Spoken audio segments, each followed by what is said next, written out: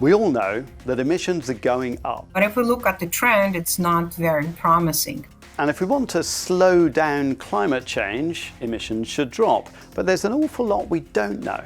About 64% of the planet is not monitored by any government. Which is why we brought together a selection of experts on greenhouse gas emissions to explain what we know and what we don't know about this important topic. And here are some of the highlights.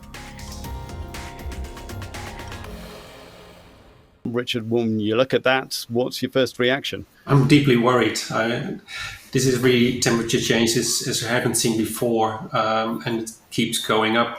It's not a total surprise, of course, but it's deeply worrying. Indeed, it's no surprise that it's getting warmer, and 2024 is actually on track to become the warmest year on record, and that's because emissions of carbon dioxide and methane are rising. But what's more surprising is that we don't really know where all of the greenhouse gases are coming from, especially when it comes to nature. I think that the fossil fuel emissions probably one of the easiest things to quantify. But when it comes to the natural emissions and uptakes, this is probably one of the most difficult to quantify.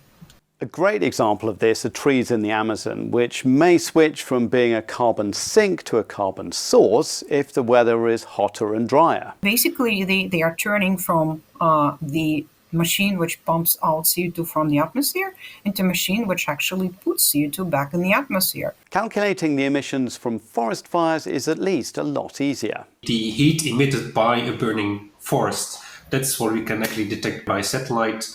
So we can estimate the emission within hours after observing this. So measuring and quantifying natural sources and sinks of greenhouse gases from nature is tricky and data is scarce. But when it comes to industry, we're doing a lot better. So the idea is that we can actually observe the amount of methane in the atmosphere by looking at it from space. And when you do that, you can spot the really big methane emitters. You see, for example, coal mining emissions in China.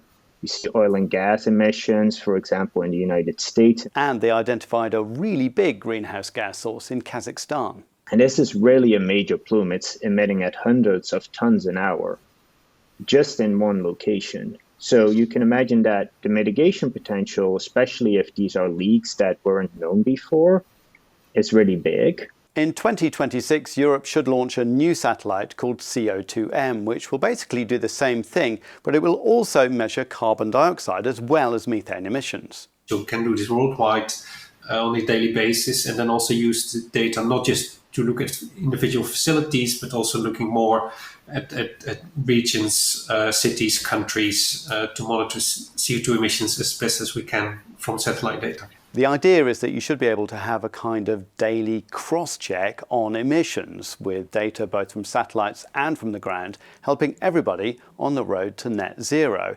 And it will also help a lot with attributing who is responsible for emissions. Scientific data will help determine where responsibility comes from. It is, for better or for worse, a social decision to attribute accountability for those emissions. So what the most important part in terms of science is to find that the strongest link between the social accountability, you, company X, are responsible for these Y emissions as they go along, and here are the actions you need to take. I'm not asking you to measure the impact. Here, science will measure the impact, and you will get the finance to act in accordance with science. It's fascinating stuff, and if you want to find out more, please watch the full 1-hour conversation by following the link in the description.